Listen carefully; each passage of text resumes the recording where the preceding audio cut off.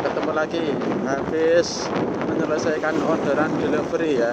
Tadi mengantar frozen food khusus untuk balita ke daerah pinggiran di daerah Bibis ya, Jedis dari daerah Simat.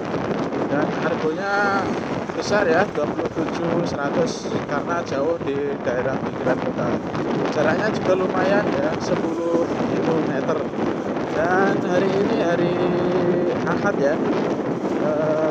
Cuacanya cukup mendung ya. Tadi saya ngetem di kota dan di kota itu hujan deras, dan ternyata di daerah selatan itu terang benderang. Dan ya ini masih menunggu mendungnya bagaimana nanti, karena ini mendungnya sudah tata-tata.